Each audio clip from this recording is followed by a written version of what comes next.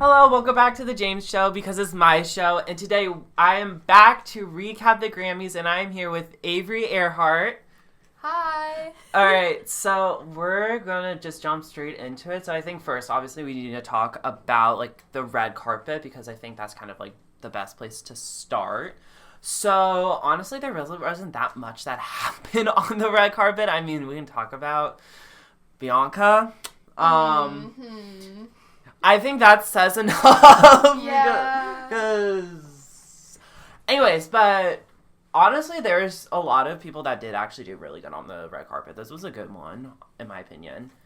And I gotta say, I was honestly surprised with Taylor, because she actually wore... Because I thought she was gonna wear, like, a floor-length gown, because that's kind of normally what she does. She wore a short dress. Yeah, I feel like a short dress is kind of difficult to pull off at the Grammys. And she did pull it off. Low-key, she did. Yeah. She did. She can honestly pull off anything. I mean, I'm not a big fan of Taylor's music, but I'm a big fan of her fashion sense. Because, yes, I agree. Yeah.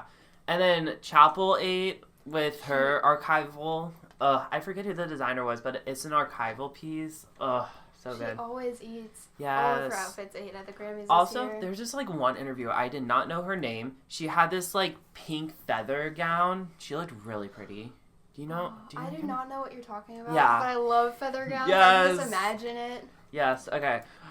I think that's really all we can talk about the red carpet because, I mean, people wore outfits, some good, some bad. There's one, Oh. I don't even know his name, but he wore a black suit and he had this like cardboard cutout of like a Oh! house on his head. Oh my gosh, with wait. his face poking out of it. Oh my gosh, no, that's Will Smith's kid. Oh yeah, Will Smith's kid.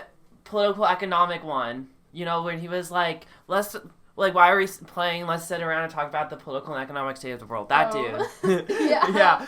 He really, someone told him that he lives in his own head and he took it to heart.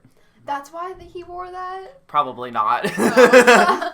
Okay, so let's talk about the actual Grammys. So what category do you want to start with? Ooh.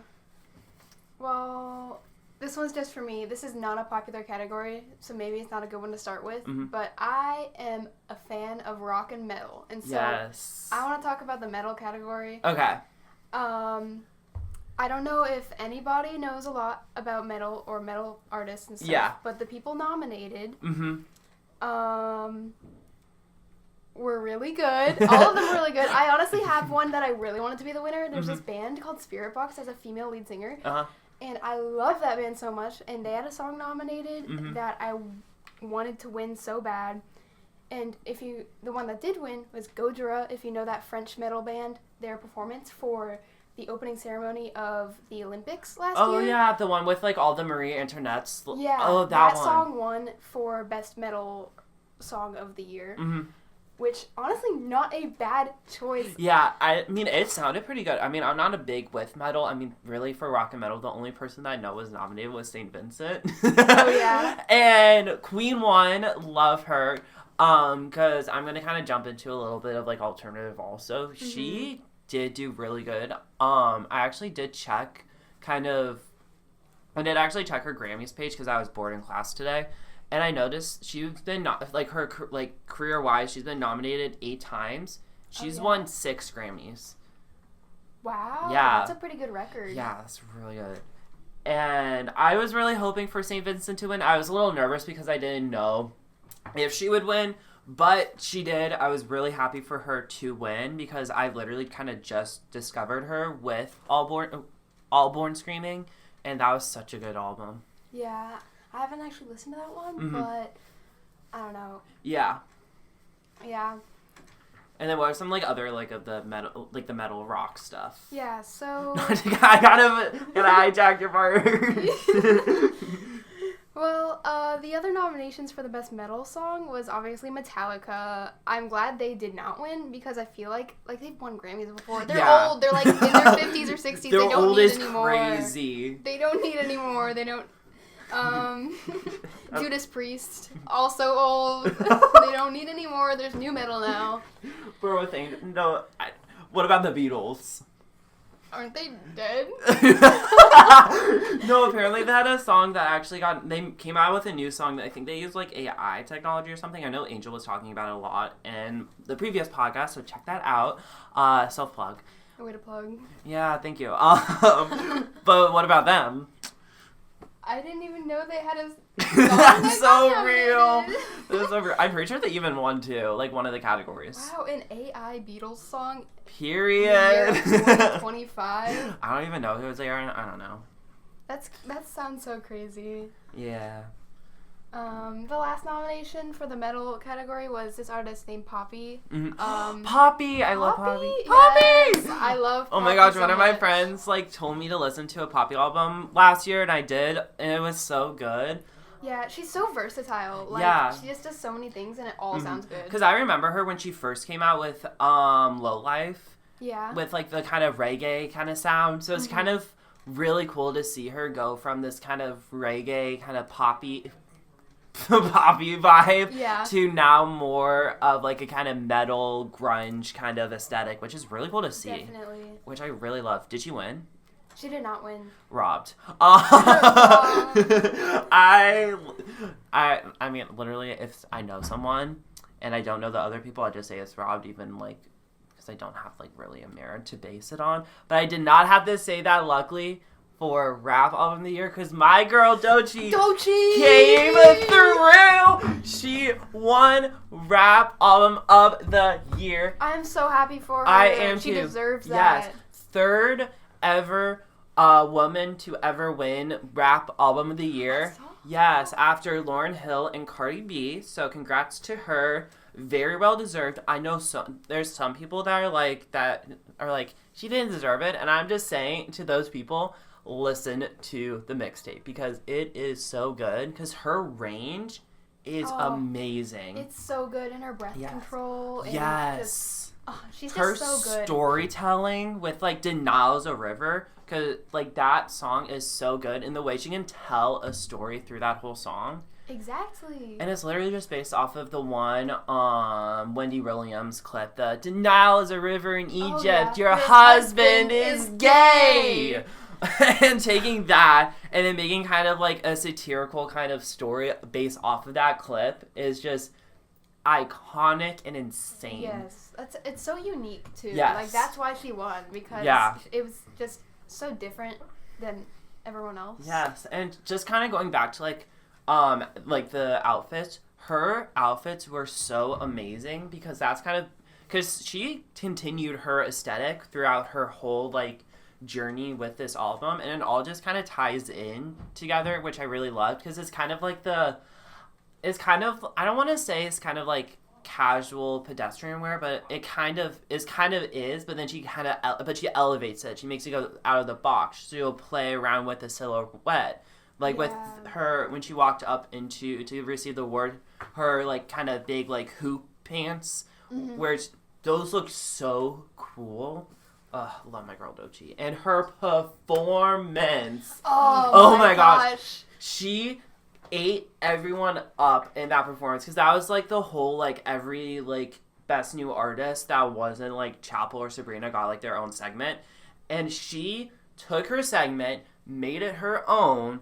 And, like, I cannot tell you, apart from Ray, any of those other performances. Really, all I can tell you is that Benson Boone did a backflip to a sad song, and Ray sung the house down. That's really all I can say about the Best New Artist kind of battle. I could talk for hours about Doechii's. I rewatched it so many times. I was just so in awe. Because I've seen so many clips of Doechii's perform before this with, a late night show, something... whose late night show? It was like, I forget what it was, but it was her, and she had two backup dancers, and she had her braids like kind of tied into the other dancers, which was so cool. And then also her Tiny Desk concert. Oh yeah. The thing that I love about her, which also like Sabrina did, was when they take a song that that a lot of people know, but then for each performance make it a different thing. Which is what I personally love, when an artist can like kind of take a song that they know that they made popular, and then kind of twist it and make it a little different for the performances to make them feel fresh. Yeah, and I don't know, I really loved the choreography as well. In the entire performance, it felt a little bit like Broadway-ish. Yeah. Which I really love, like something that Sabrina does really well as well. Yes. Oh my gosh, Sabrina's performance was so good. Sabrina, Chapel, and Charlie all had amazing performances. And the way also, which I love about Charlie, is all the like underwear that she had for guests was donated to charity to I think it was like a domestic violence kind of group, which I think, because I think she also did it for her music video with Billie Eilish. She did that. She donated all of the unworn underwear and donated it, which I really love when an artist does that instead of just wasting underwear.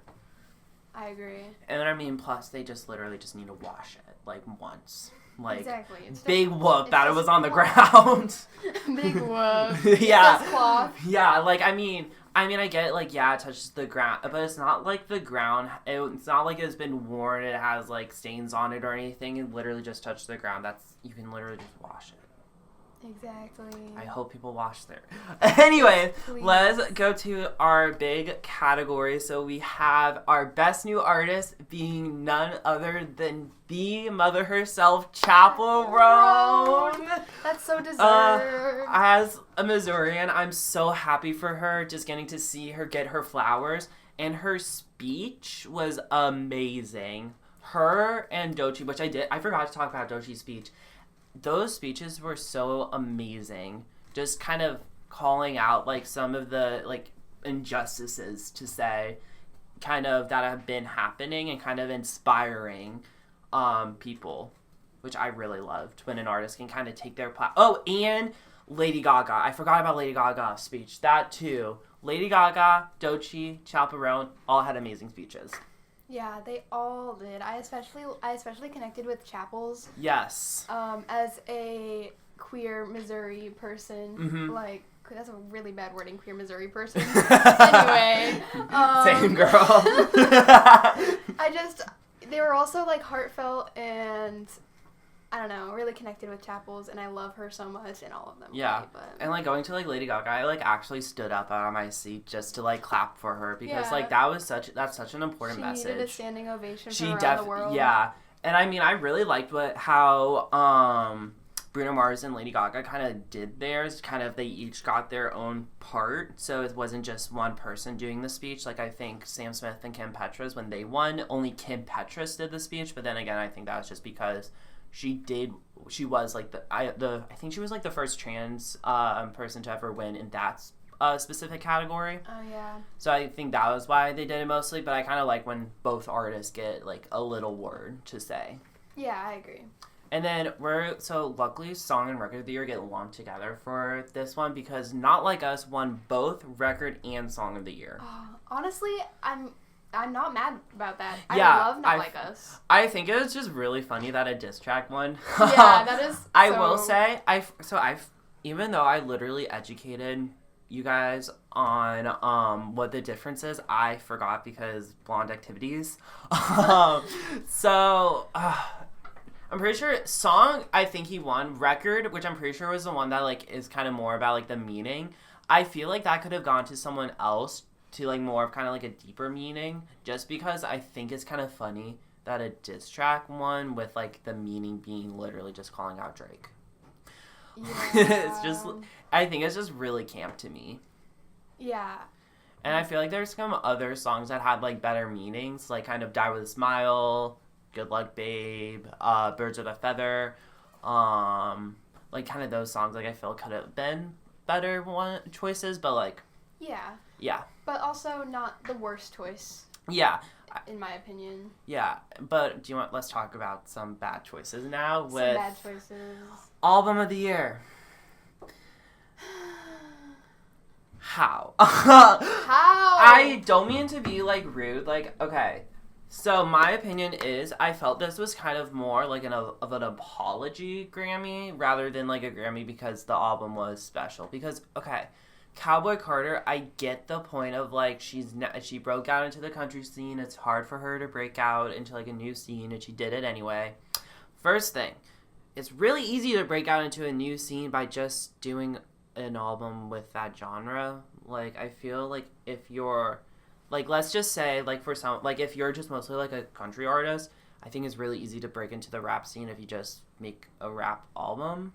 Yeah. Like, and she also got to perform at the Super Bowl to like get people to see her new like song in her new album and her new style, which kind of also helped a little bit. Yeah, and then plus kind of if we're talking about like more kind of like impact, which I feel like album of the year should be like what albums had like the biggest impact. Brat literally had a whole like season dedicated to it in 2024 with Brat Summer. Yeah, Brat Summer. Like it was all over. Like Brat was Brat. Yeah, and it was impacting video games. Yes. It was impacting like, you know, other songs, you know. Yeah. And then also literally Hit Me Hard and Soft.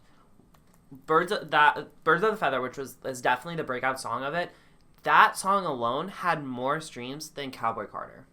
Which is crazy to think about the entire album and just based off of that fact. Like, yeah. So personally for me, I would have loved to have seen Brat one. However, if like Hit Me Hard and Soft, Short and Sweet, or Rise and Fall of a Midwestern Princess, if any of those won, I wouldn't really have been saying anything. Exactly. I would have also said probably something with I also probably would have said something if Tortured Poets Department, if that one won, because let's be so for real, I still don't know the name of it and it's been like months. And I even listened to it too. And that album, I can do slow music. That was slow but boring. Well, you can't be slow and boring. Yeah, because like Lana Del Rey, I love her. She does slow right because every kind of song is different from one another with instruments. Yeah. And I feel like really there's like barely any instruments in Tortured Poets Department. Yeah, let me just say, like, I haven't listened to Tortured Poets Department, but since it came out, I've forgotten about it. Yeah. Nobody's talked about it. Like, it hasn't been a big thing like Brat or Hit Me Hard and Soft or Rise and Fall of a Midwestern Princess. Like, all of those are remembered. Tortured Poets Department? Yes. I'm going to be honest, I keep forgetting about it. Yeah. So I mean, really, it did chart really well, but I was really mostly because of how many versions there was of it, because I felt like every single time an album came out, there was like a new like edition of the album. Yeah. Like it would be like, oh, there's a new like a limited time single that's an exclusive cover only available in this town. It's like, girl, back it up. Like when Brat came out, she literally had a UK exclusive just so Charlie didn't go number one. Like, girl. Wow. The pettiness. I know.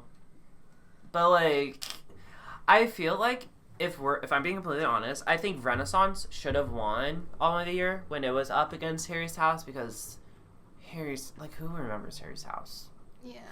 But like this year, I don't think was her year to win Album of the Year. Yeah, I just think Tortured Poets Department is not bad, but it just didn't have as much impact as the other nominations in that category. Cowboy Carter. Cowboy Carter as well, yeah. Yeah. No, it's so funny. People literally online are saying, like, I didn't even know Cowboy Carter was released. Like, I didn't even hear about it. It's like, that's, like, a big artist, and you don't even know that she released an album in March. Yeah. So that's really bad that she won when no one remembered it. Yeah, like, even if you listen to, like, the complete opposite genre of music, like, I listen to rock and metal, I'm still caught up on all the, you know, new releases and stuff in other genres. And I can say I honestly didn't realize that was released until people started talking about it at the Grammys. Now, let's talk about kind of overall nominations and awards. What artist, albums, songs do you think were snubbed or robbed? So snubbed being like they weren't even nominated, but they should have been. And then robbed being they were nominated, but they lost. If I had to say, I think Ariana Grande with her whole Eternal Sunshine, The Boy Is Mine, We Can't Be Friends. One of those two was nominated. I forget which one. That was just entirely robbed, snubbed, and like... Yeah. Ooh. I have one. Ooh. In the category of, I think it was like best soundtrack, like movie soundtrack or something. I can't remember the name of the song, but the song from Songbirds and Snakes in the... Oh, the Olivia Rodrigo song. That got robbed. Like, I don't even know song that won. I think it was by John Baptiste, which I'm familiar with him. I personally do really like him, but yeah I'm gagged that Olivia didn't win. Yeah, and it's not just because it's Olivia Rodrigo. I love her, but also just that song, like the way it was performed in the movie, the way it's so good. Like the lyrics, the meaning, like it's all just so good, and I feel like it was totally robbed. Yeah. But yeah. Are you looking forward to next year's Grammys? I mean, we already have some albums that could potentially become Grammy winners, like Chromacopia. Yeah, Chromacopia definitely. Yeah, and I mean we have some new albums coming out. We have Tate McRae coming out soon in February. We have Lady Gaga coming out in March. I know Lana Del Rey's coming out in May, but let's be so for real, the Grammys hate her for no reason. Unfortunately. I know. So I think Grammys next year might be pretty crazy too, like this year. Yeah, I think it'll definitely have lots of really great nominations next year. I'm super excited. Just for new releases, like the new releases are always so fun. Yes. But also because there's so many good things lined up this year. That are definitely Grammy worthy. Yeah. So I'm hoping Lana is able to get nominated, like Lana by SZA, because I know it's technically like a deluxe version, but I'm hoping she'll be allowed to submit it because it's literally basically just an album. It's just I don't know why it was marketed as a deluxe, but whatever. We live. So that is all the time we have. Thank you so much for listening, and stay tuned to listen to the next podcast. Bye.